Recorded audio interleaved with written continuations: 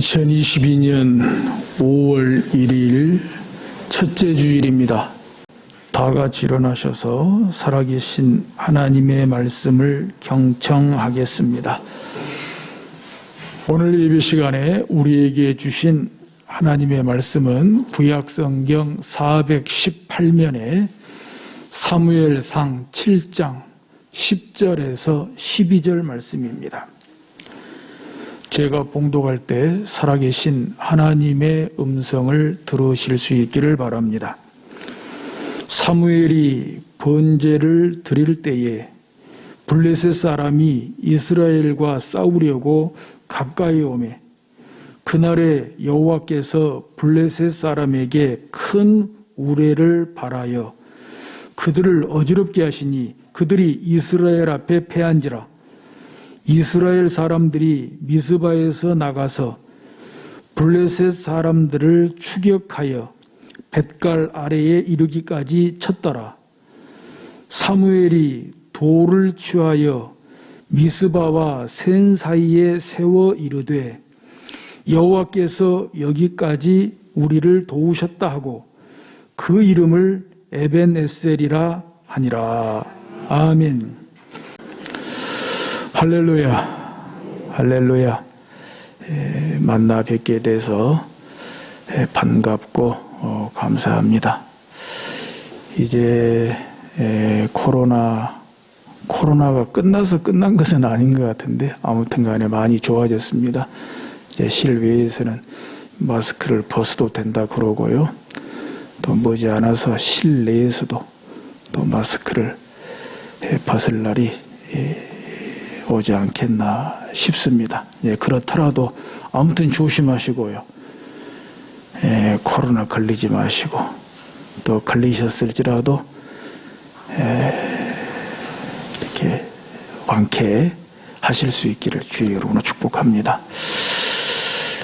앞에서 보니까 분위기가 많이 환하고 밝아서 좋습니다. 할렐루야. 제 국집사님 뒤에 시오지, 시오. 기골이 장대해가지고 아빠보다 키가 더 큰 것 같아요.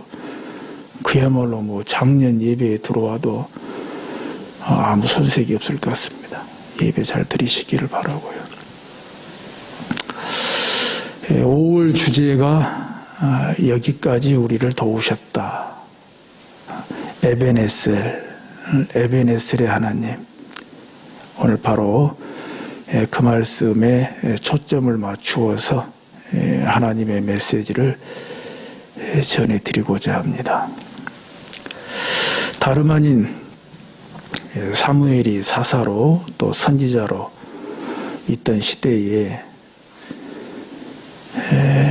이스라엘이 블레셋과 전쟁에서 크게 이겼습니다. 그야말로 기적적으로 이겼죠. 그야말로 에벤에셀의 하나님, 하나님의 도우심으로 이겼죠. 그때에 이 사무엘이 미스바와 센 사이에 돌 하나를 취하여다가 세웠지요. 기념비를 세웠습니다. 기념비를 세우고 오늘 본문대로 보면 여호와께서 여기까지 우리를 도우셨다 하고 그 돌 이름을 에벤에셀 이렇게 했다는 거예요. 에벤에셀.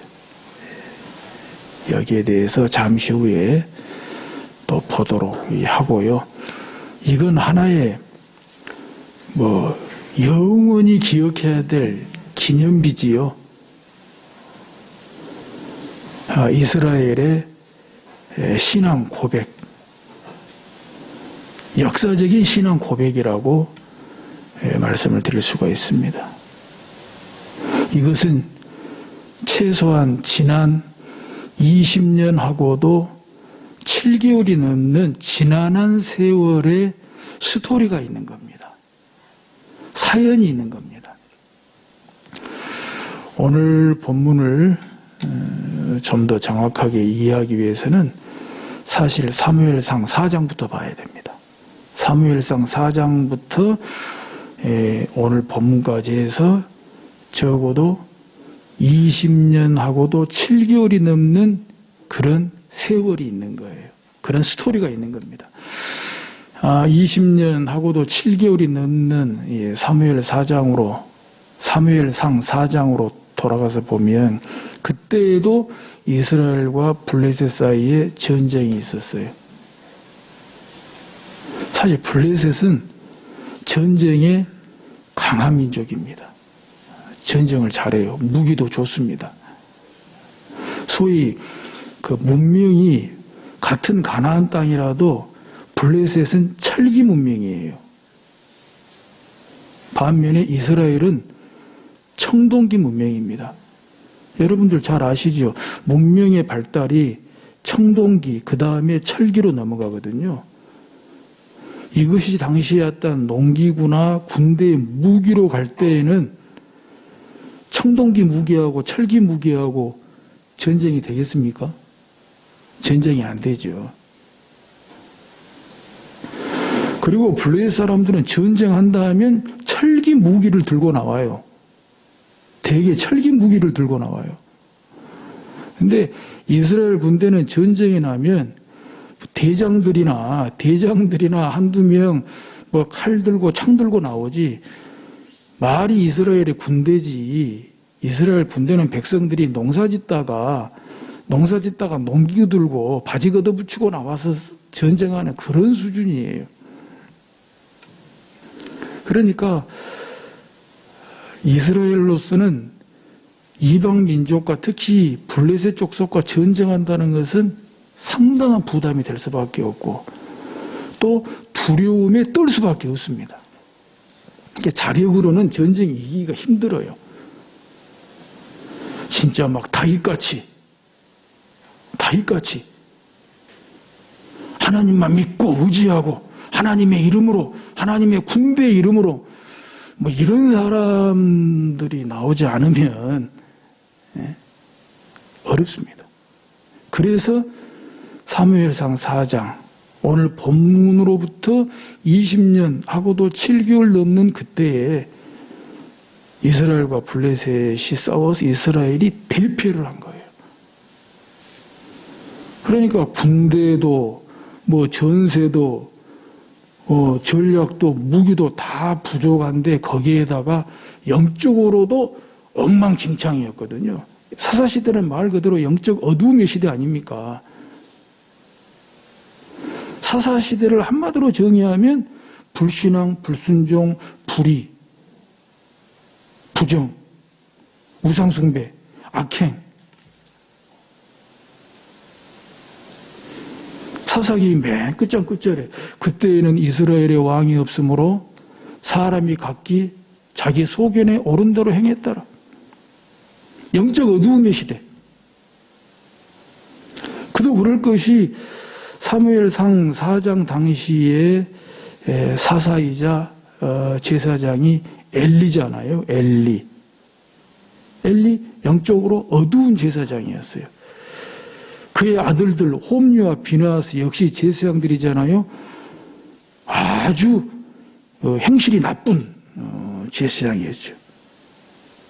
그래서 아예 하나님이 엘리의 두 아들 홈리와 비느하스의 죽음을 예언했어요. 심판하신다 그랬어요. 그래서 사무엘상 4장에 나오는 이스라엘과 블레셋과의 그 전쟁에서 엘리의 두 아들 홈리와 비느하스도 죽고 그 전쟁에 패했다는 소식을 들은 엘리도 성소 앞에 의자에 앉았다가 떨어져 죽었거든요. 근데 그때 전쟁에서만 패한 것이 아니라 언약궤도 빼앗겼어요. 아이, 언약궤는 뭐라고 가지고 나와요? 그러니까 워낙 전쟁이 안 되니까, 전세가 불리하니까 그들 생각에 하나님의 언약궤 가지고 나가면 이길까? 이것이 바로 미신이라는 겁니다. 언약궤만 갖고 나가면 그게 미신이에요. 우리 성경을 그렇게 믿으면 안 돼요. 성경을 부적같이 그렇게 들고 다니면 안 된다는 거죠. 그걸 미신이라 그래요.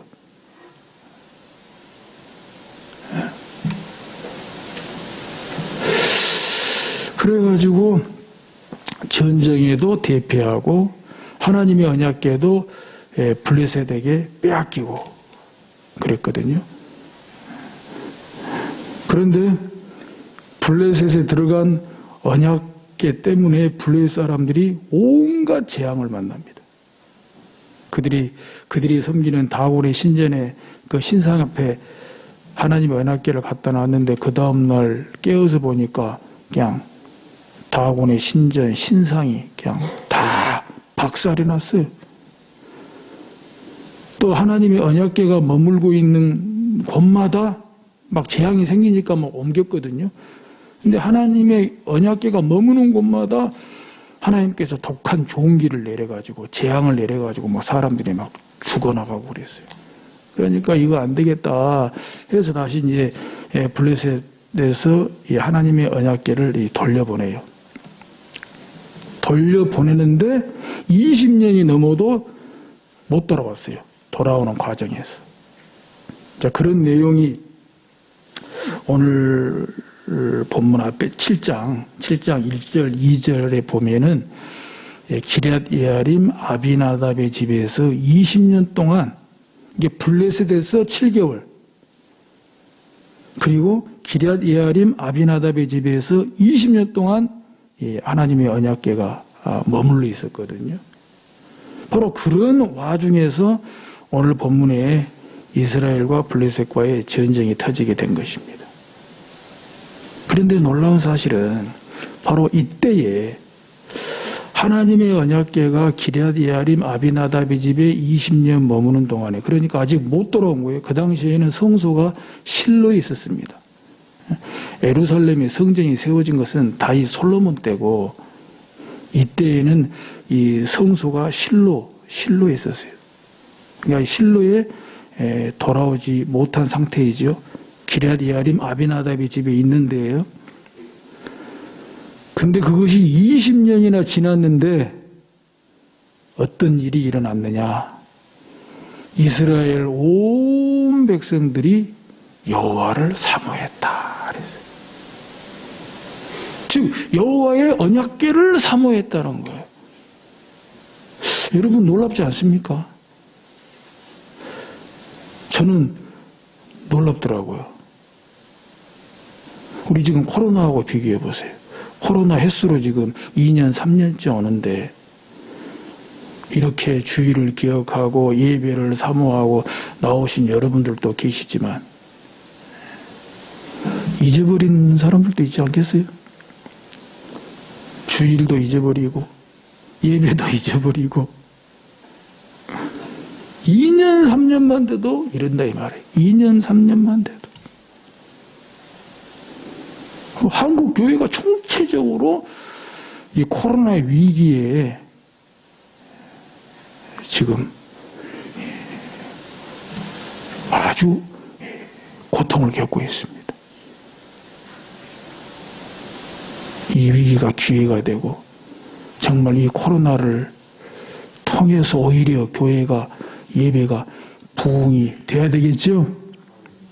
그렇게 볼 때 하나님의 언약궤를 빼앗겨서 아직 20년이 지나도록 아직 제2치에 못 왔는데, 못 돌아왔는데, 와, 이때에 이스라엘 온 족속이, 온 백성들이 여호와를 사모하니라. 7장 2절에 나오잖아요. 이스라엘 온 족속이 여호와를 사모하니라. 20년이면은 잊어버릴 만도 하잖아요. 또 그동안 없이도 살았고. 살았잖아요, 어쨌든. 언약궤 없이도 살았잖아요. 20년이면 잊어버릴 만도 한데 20년이 지났는데 여호와를 사모했다. 여호와를 사모했다. 이것이 원문대로 보면 슬피 울었다. 슬피 울었다. 슬피 울었다. 하나님이 그리워서 하나님의 언약궤가 그리워서 자기들 잘못한 것이 생각나서 자기들 죄가 생각나서 하나님을 사모하여 하나님의 언약궤를 사모하여 슬피 울었다. 슬피 울었다. 하나님의 도우심은 이렇게 시작이 되는 거예요. 에베네셀의 하나님, 하나님의 도우신 하나님의 기적, 하나님의 능력은 이렇게 시작이 된다는 거예요. 할렐루야. 감동적인 스토리 아닙니까? 그러면서 오늘 본문을 중심으로 한 7장에 미스바 대성회, 미스바 대회개 운동이 일어나는 것입니다.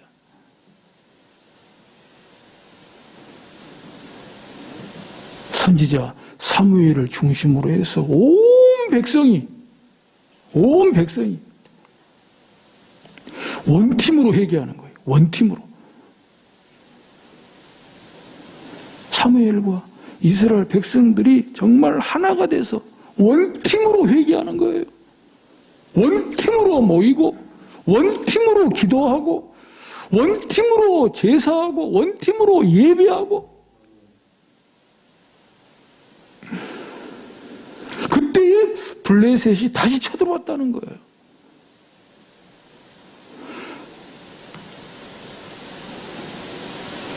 이것이 예고도 없이 무방비 상태에서 쳐들어온 게 아니에요. 지금 블레셋 족속의 그런 침략 앞에서, 침략의 위협 앞에서 다른 것보다도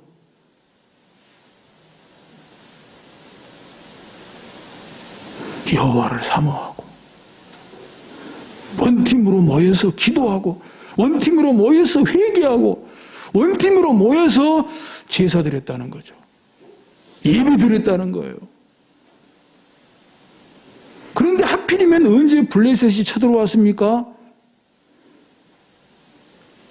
하나님께 드리는 번제, 하나님께 드리는 번제도 다 안 끝나서 블레셋이 쳐들어왔어요. 이거 진짜 딱 죽은 거 아닙니까? 딱 걸린 거 아니에요? 10절에 나오잖아요. 사무엘이 번제를 드릴 때에 블레셋 사람이 이스라엘과 싸우려고 가까이 오매. 이래서 블레셋이 아주 나빠요. 아주 못돼요. 그래도 좀 번제나 끝난 다음에 그들도 그들대로의 제사가 있잖아요. 그들대로의 섬기는 신이 있고 좀 예의가 있어야지 전쟁에도 윤리가 있는 거 아닙니까? 그래도 번제라도 끝나고 나면 좀 정정당당하게 전쟁을 해야지. 번제도 안 끝났는데 번제 들고 있는데 블레셋이 막 쳐들어왔다 이 말입니다. 그런데 어떤 일이 생겼냐? 그날에 여호와께서 블레셋 사람에게 큰 우레를 발하여 그들을 어지럽게 하시니 그들이 이스라엘 앞에 패한지라. 그러니까 블레셋은 무기 한 번 제대로 써보지도 못하고 그 좋은 철제 무기 한 번 제대로 써보지도 못하고 이스라엘 군대로서는 뭐예요? 전쟁 한 번 시작하지도 못하고 하다못해 꽃갱이라도 한번 써봐야 되지 않겠어요? 아니면 홈이라도 한번 써봐야 되지 않겠어요? 예컨대. 근데 이스라엘은 전쟁 한번 해보지도 못하고 이스라엘이 대승을 거둔 겁니다. 이것이 에베네셀의 하나님, 도우시는 하나님, 능력의 하나님, 기적의 하나님. 할렐루야. 바로 이런 이스라엘이 블레셋을 크게 이기고 난 후에 오늘 본문 12절에 사무엘이 돌 하나를 취해서 미스바와 센 사이에 세워서 여호와께서 여기까지 우리를 도우셨다 하고 그 이름을 에베네셀이라 하니라. 이 보통 그런 이 고백이 아니다 이 말이에요. 보통 기념비가 아니다 이 말입니다. 이런 스토리가 있는 거예요. 이런 스토리가. 20년 훨씬 넘는 전에서부터 시작해서 오늘까지, 지금까지 이런 지난한 세월에 파란만장한 우여곡절이 그럼에도 불구하고 지키시고 보호하시고 마침내 전쟁에 이기하신 이런 도우신 하나님, 에베네셀의 하나님, 그것을 기념해서 여호와께서 여기까지 우리를 도우셨다 하고 그 이름을 에베네셀이라 하니라. 할렐루야. 정말 기가 막힌 거예요. 기가 막힌 거예요. 본문의 문맥으로 보면 반대로 읽어도 무방할 것 같아요. 즉 사무엘이 돌을 취하여 미스바와 센 사이에 세워 그 이름을 에벤에셀이라 부르고 이르되 여호와께서 여기까지 우리를 도우셨다. 이렇게 뒤집어서 봐도 무방하겠다 생각이 들어집니다. 왜냐? 그 돌의 이름, 그 돌의 이름은, 그 돌비, 기념비의 이름은 에베네셀이에요. 에베네셀. 근데 에베네셀은 에벤은 돌이거든요. 에벤, 돌. 에셀, 도움이라는 뜻이에요. 도움. 정확히 발음하면 에벤에제르. 그래서 에벤은 돌이고 에셀, 에제르는 도움. 그래서 도움의 돌이 되는 거예요. 근데 에벤에셀, 에벤에제르, 도움의 돌이라고 부르고 그것을 이렇게 해석했다는 거죠. 여호와께서 우리를 여기까지 도우셨다. 그렇게 해석했다는 거예요. 이게 기가 막힌 것이요. 에벤에제르, 도움의 돌, 그것은 다른 데에서도 있을 수 있잖아요. 다른 데에서도 이런 경우를 만나면 누구라도 돌비를 세워서 에벤에셀, 에벤에제르, 도움의 돌이라고 명명할 수 있어요. 그런데 그것을 어떻게 해석할 거냐는 거예요. 어떻게 해석할 거냐. 그 해석을 여호와께서 여기까지 우리를 도우셨다. 이게 말하자면 신앙 고백이 되는 거예요. 마치 비유하자면 큐티와 묵상이에요. 큐티. 우리가 보통 큐티라고 하잖아요. 큐티. 왜 큐티를 묵상이라고 그래요? 큐티는 그 뜻대로만 보면은 조용한 시간이에요. Quiet time. 첫 번째 이니셜만 따서 QT. 근데 그 뜻대로만 보면은 조용한 시간이거든요. 조용한 시간. 근데 이것을 우리는 뭐라고 합니까? 성경 묵상이라고 그래요. QT를 묵상하는 시간이라 그래요. 성경을 묵상하는 시간이라 그래요. 그러니까 QT, quiet time은 어디서도 누구라도 쓸 수 있는 표현이에요. 다른 거 하면서도 QT 할 수 있어요. 조용한 시간이니까. 그런데 우리는 QT를 묵상이라 그런다 이 말이에요. 성경 묵상하는 시간이라 그래요. 우리 쓰고 있는 이 매일 성경 15쪽에 보면 잘 설명을 해놨더라고요. 성경 묵상, quiet time, QT란, 이게 QT를 성경 묵상이라고 그랬어요. 성경 묵상, quiet time이란, QT란 매일 말씀과 기도로 하나님과 인격적으로 만나는 교제 시간입니다. 그러므로 우리는 QT라고 할 때, quiet time, 조용한 시간을 가진다고 할 때 다른 거 하는데 QT라고 안 해요. 그렇잖아요. 차를 한 잔 마시면서도 quiet time 가질 수 있잖아요. 조용한 음악을 들으면서도 quiet time 가질 수 있잖아요. 그런데 그걸 가지고 큐티했다고는 말 안 해요. 우리가 말하는 큐티란 성경 묵상하는 시간이에요. 매일 말씀과 기도로 하나님과 인격적으로 만나는 교제 시간을 가질 때 큐티했다, 큐티한다 이렇게 말씀하고 있는 것이지요. 그런 거예요. 에벤에셀, 에벤에제르, 도움의 돌. 어디서도 언제라도 누구라도 쓸 수 있지만 그러나 여호와께서 여기까지 우리를 도우셨다. 이 해석은 여기서만 가능하다는 거죠. 기적이 하나님, 능력이 하나님, 도우신 하나님. 도움, 돕다. 에제르의 하나님, 에제르의 하나님. 근데 이 에벤에셀, 에벤에제르, 도움이라고 하는 이 에제르, 이게 진짜 의미심장한 말씀입니다. 창세기 2장 가운데 보면은 하나님께서 아담이 독처하는 것이 보기 좋지 못하다 그랬거든요. 아담이 독처하는 것이 보기에 좋지 못하니 그에게 돕는 배필을 주겠다. 여자를 지을 때 아담의 남자의 돕는 배필을 주겠다 그랬잖아요. 그때 돕는 배필, 돕는, 돕다 역시 에제르입니다. 에제르하는 그런 파트너를 주겠다는 거예요. 그때에도 역시 이 에벤에셀, 에벤에제르에 나온 대로 에제르가 나와요. 에제르.